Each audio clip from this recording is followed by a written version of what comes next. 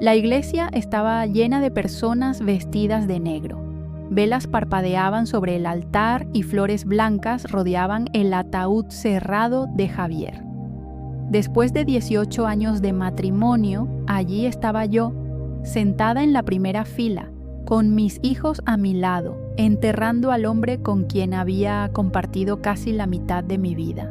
Pero dentro de mí no había lágrimas, solo una extraña presión en el pecho, como si supiera que algo más estaba por estallar. Javier había muerto 3 días antes de forma repentina.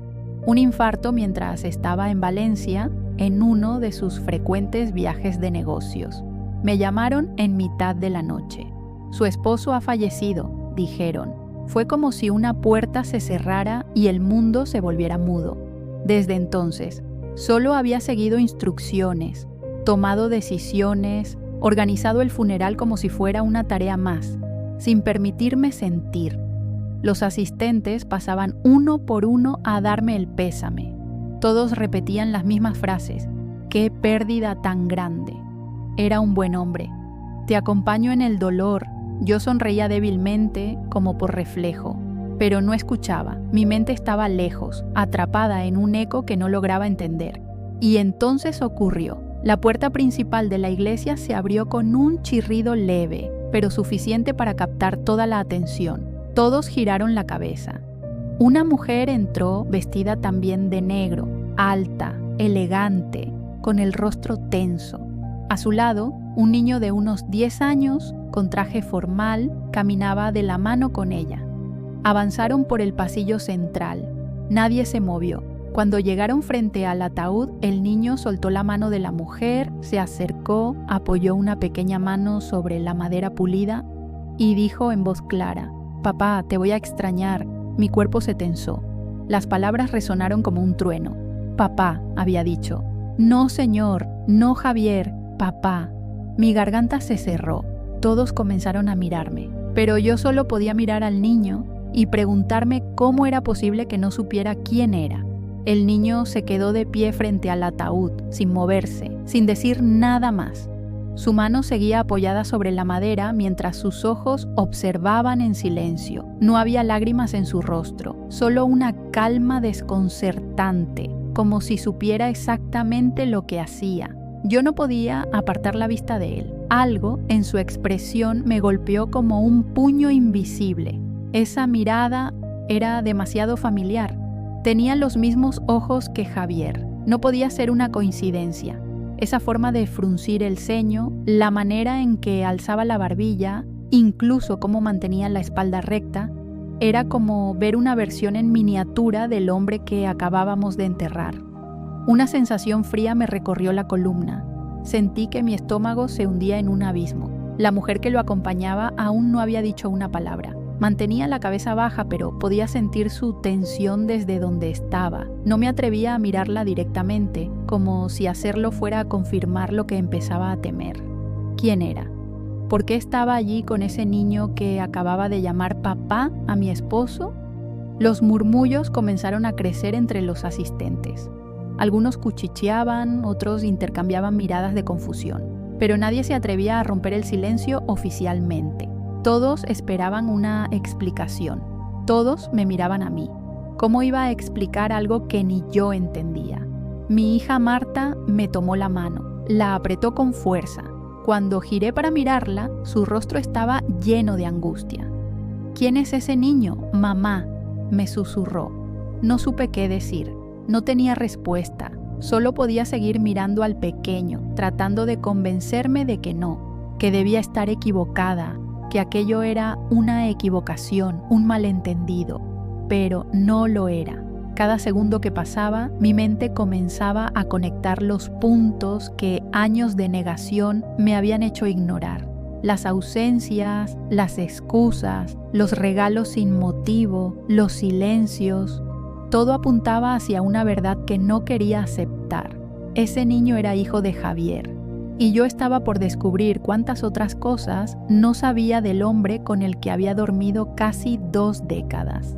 Después de que el niño volvió al lado de la mujer, Ella lo abrazó por los hombros y ambos dieron unos pasos hacia atrás, quedándose cerca pero en silencio. El sacerdote continuó la ceremonia como si nada hubiese pasado, pero la atmósfera se había quebrado. Ya no había recogimiento, solo incertidumbre, incomodidad y una pregunta latiendo en todos. ¿Quién era ese niño? Yo ya no escuchaba ni una palabra. Estaba atrapada en mi cabeza, rebobinando años de recuerdos, buscando pistas, y cuanto más lo hacía, más me hundía. Javier siempre había sido un hombre reservado, cariñoso, sí, pero con límites invisibles que nunca me atreví a cruzar. Tenía sus espacios, sus rutinas, sus escapadas laborales que yo nunca cuestioné. En los últimos 10 años había hecho al menos una docena de viajes anuales a Valencia por negocios. Siempre era la misma excusa. Yo lo creía, quería creerlo. Prefería una verdad tranquila a una sospecha dolorosa. Recordé una tarde de hace 3 años. Estaba doblando ropa cuando su teléfono vibró. No era de las que revisaba sus mensajes, pero ese día lo hice casi por inercia. Era un mensaje corto. Mateo está deseando verte. El remitente era C. Cuando le pregunté, me dijo sin dudar que era el hijo de un cliente y que C era Carmen, una secretaria. Me reí, él también. Lo dejamos pasar. Ahora esa simple frase resonaba con una claridad brutal. Mateo, ese niño. 3 años después, estaba parado frente al ataúd de mi esposo, llamándolo papá. Me sentí engañada por todos los momentos en que había confiado ciegamente. Me odié por haber aceptado respuestas vagas, por haber evitado enfrentar mis intuiciones. Siempre supe que había algo más, que Javier no era completamente mío, pero no quise mirar de frente. Quizás porque en el fondo ya lo sabía, o porque amarlo me parecía más importante que descubrirlo. Pero el amor que no ve, no salva, solo aplaza lo inevitable. Y en ese momento supe que lo inevitable acababa de alcanzarme. Con un niño de 10 años y una sola palabra, papá. El entierro terminó en un ambiente denso, como si cada persona llevara encima no solo su tristeza, sino también la incomodidad de un secreto expuesto. Nadie me preguntó nada directamente, pero sus miradas lo decían todo. ¿Sabía ella? ¿Es verdad? ¿Qué hará ahora? Me limité a mantener la compostura. Si iba a desmoronarme, no sería frente a ellos. Mientras las personas se iban despidiendo, con abrazos más largos de lo normal, vi que la mujer del niño se quedó al fondo, como esperando a que todos se fueran. Mis hijos fueron llevados por mi hermana a casa. Me quedé sola. Y entonces ella se acercó. No dijo su nombre de inmediato, solo se detuvo a unos pasos de mí con las manos entrelazadas. Tenía los ojos llorosos, pero no por el duelo. Era otra clase de dolor, uno más complejo, más antiguo. ¿Podemos hablar un momento?, dijo, con voz serena pero cargada de tensión. Asentí. Caminamos juntas hasta un banco cercano, lejos de los últimos asistentes. Nos sentamos sin mirarnos. Durante unos segundos, solo escuchamos el canto lejano de los pájaros. Me llamo Camila, dijo finalmente. Mateo es hijo de Javier. No quise que lo supieras así, pero él nunca supo cómo decírtelo. Me quedé en silencio. Quería gritar, quería golpear algo, pero nada salió de mí. Solo respiré hondo y la miré. Había esperado negación, quizá excusas, pero lo que vi fue arrepentimiento auténtico. Estuve con él más de 10 años, continuó. Nunca te dejó. Nunca nos dejó. Vivía dividido. Decía que no podía elegir. Yo tampoco lo presioné. La miré fijamente. Era hermosa, pero no envidiablemente. Su rostro era el de alguien que había sufrido también. ¿Mateo sabe la verdad?, pregunté. Solo que su padre lo amaba. Javier no quería que creciera sintiéndose un error, por eso quise venir. Una parte de mí quería odiarla.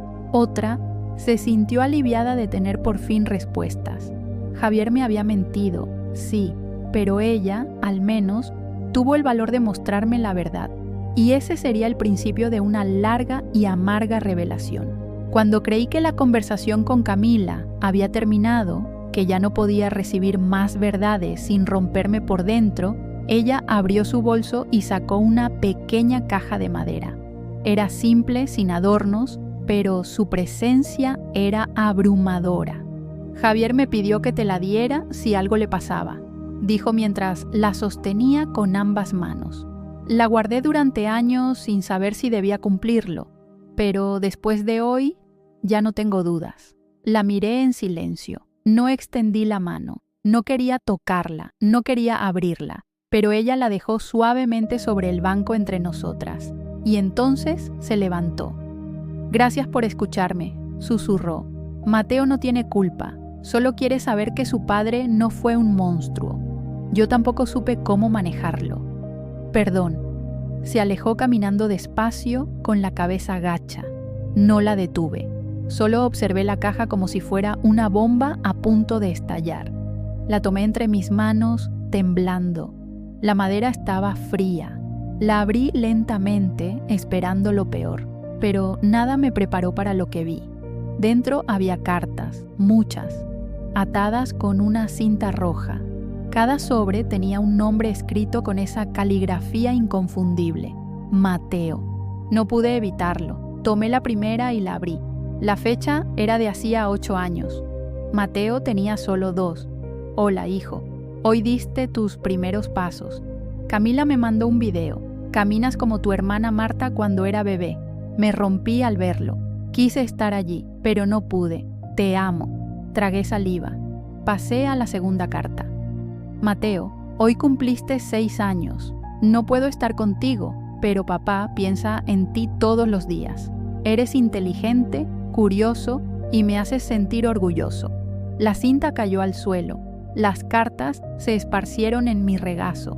Decenas, todas llenas de palabras dulces, de culpas, de afecto contenido. Javier había vivido una paternidad secreta, pero activa. No lo había ignorado. Lo había amado. Cada carta que leía era como un clavo más en el ataúd de la imagen que yo tenía de él. Porque no era solo la traición, era todo lo que me ocultó mientras me miraba a los ojos cada noche. Y eso dolía aún más. Las cartas para Mateo me dejaron paralizada. No sabía cuántas horas pasé leyendo cada una. Sentía como si Javier estuviera hablando desde el más allá, revelando una parte de sí mismo que me había sido negada durante casi 2 décadas.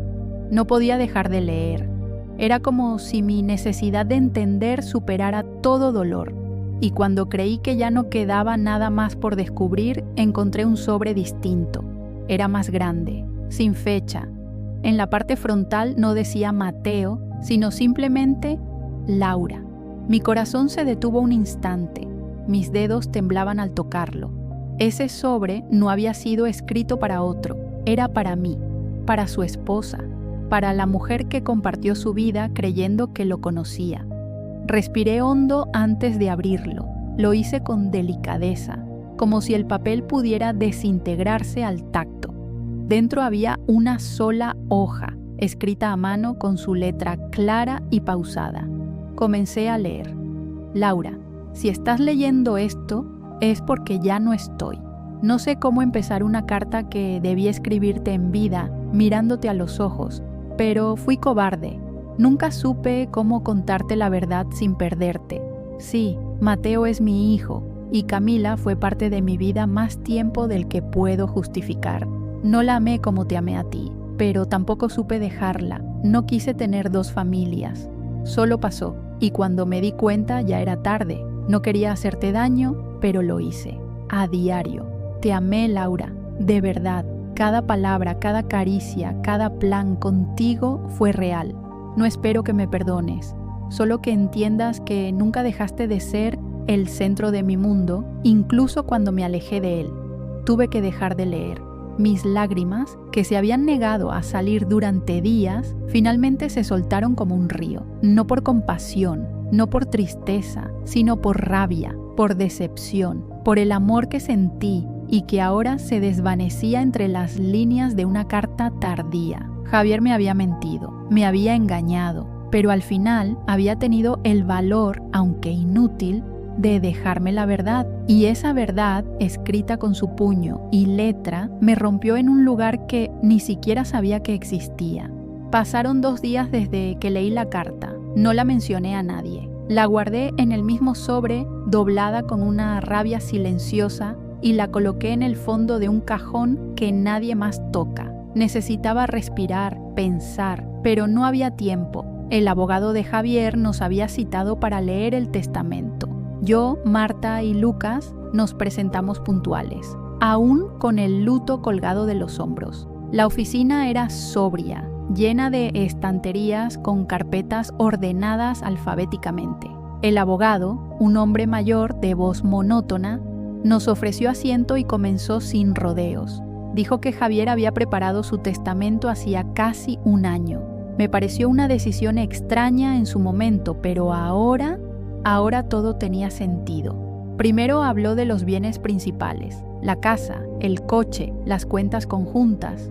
Todo estaba destinado a mí y a los niños. Nada sorprendente. Javier había sido siempre meticuloso con los detalles.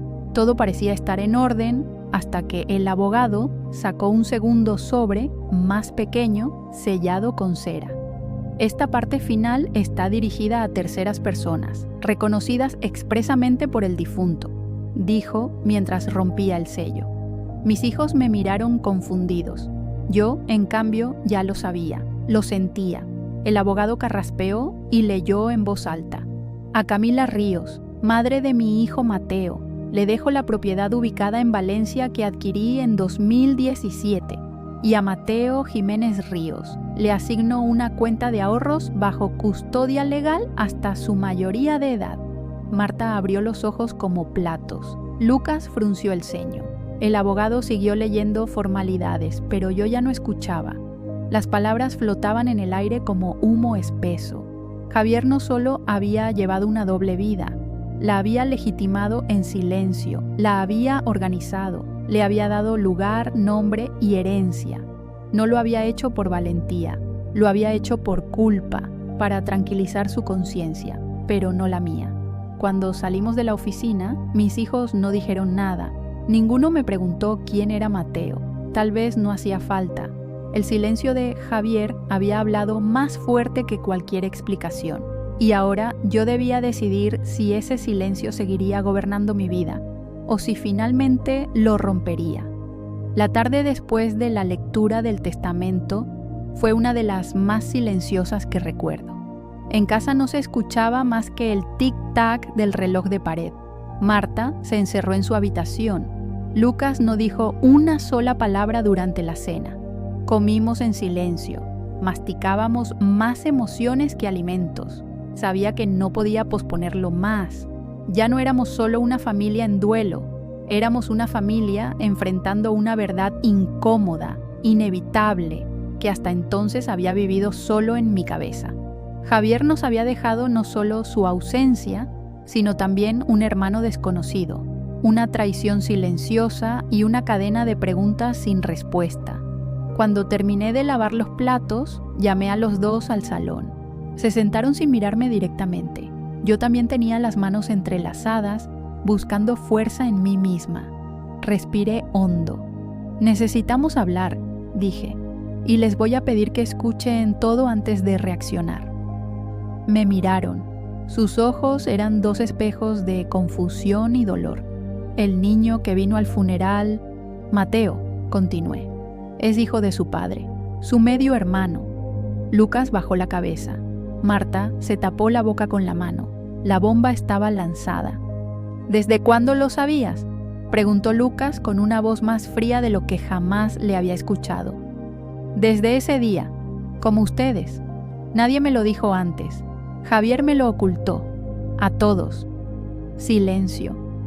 ¿Y ahora qué?, dijo Marta con voz entrecortada. ¿Se va a venir a vivir con nosotros? ¿Vamos a llamarlo hermano como si nada?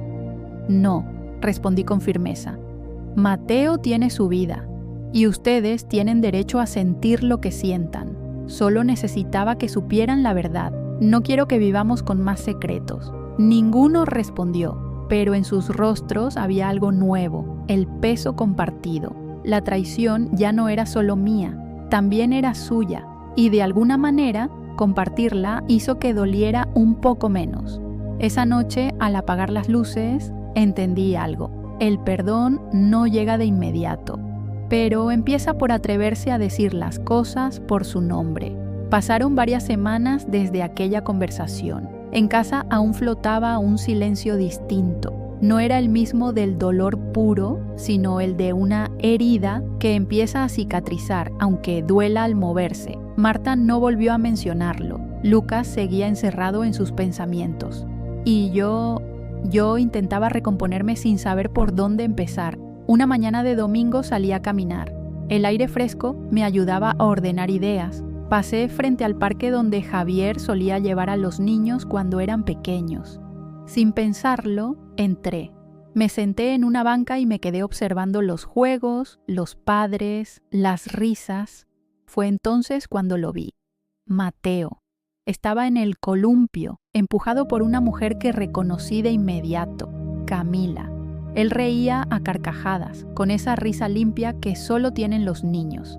Me sorprendió lo mucho que se parecía a Javier, no solo en lo físico, sino en los gestos, en cómo alzaba la cabeza para mirar el cielo, en cómo se soltaba del columpio con confianza, como si nada pudiera romperlo. Me quedé observándolo largo rato. Nadie notó mi presencia. No quería que lo hicieran, solo necesitaba verlo, saber si era real, ver a ese niño que, sin quererlo, se había convertido en la última pieza del rompecabezas que fue mi vida con Javier. Camila le ofreció una botella de agua. Él la abrazó. No había dudas. Era un niño amado, cuidado. No le faltaba nada. No necesitaba de mí. Y sin embargo, algo en mi pecho se ablandó. No sentí odio, ni siquiera rabia. Sentí algo más profundo. Compasión, no por él, por mí, por lo que me perdí, por lo que Javier no supo afrontar, por una familia rota en dos realidades que nunca debieron coexistir. Me levanté en silencio y me fui. No quise interrumpir, aún no era el momento, pero ese día entendí que el perdón no siempre necesita palabras. A veces basta con mirar al pasado, aceptarlo y seguir caminando. Ha pasado un año desde la muerte de Javier. Un año desde que escuché esa voz infantil decir papá frente a su ataúd. Un año desde que descubrí que no conocía del todo al hombre con quien compartí 18 años de mi vida. Y, sin embargo, aquí estoy, de pie. Rota en partes, sí, pero reconstruida en otras nuevas. La vida siguió como siempre lo hace. Marta se graduó del instituto con honores. Lucas comenzó a escribir en un cuaderno que no me deja leer, pero me dice que es ficción, aunque ambos sabemos que es más bien un diario disfrazado. Yo volví al trabajo poco a poco, retomando mi rutina, encontrando fuerza donde antes solo había vacío. No volví a ver a Camila ni a Mateo, al menos no cara a cara. Pero a veces los cruzo de lejos, en el mercado, en el parque. No me escondo, ellos tampoco. Es como si un pacto silencioso nos mantuviera a salvo. Sabemos lo que ocurrió, pero elegimos no desgarrarnos más con ello. La carta de Javier sigue guardada. No la he vuelto a leer, pero sé exactamente lo que dice. Su letra vive en mi memoria. Su voz, a pesar de todo, aún me visita en las noches más calladas, pero ya no me duele como antes. Ahora solo existe, como parte de la historia que me tocó vivir. A veces me preguntan si lo perdoné. Nunca sé qué responder. ¿Se puede perdonar una vida de mentiras si hubo amor genuino en medio? ¿Se puede amar a alguien que te destrozó y, sin embargo, desear que esté en paz? No lo sé. Tal vez el perdón no sea una decisión, sino un proceso, y yo simplemente sigo caminando. Hoy entiendo que la verdad, aunque duela, siempre libera, que esconderla no evita el dolor, solo lo pospone, y que a veces los secretos más profundos terminan saliendo en los momentos más sagrados, como un niño diciendo papá en un funeral y una mujer descubriendo en ese instante que su historia recién comenzaba.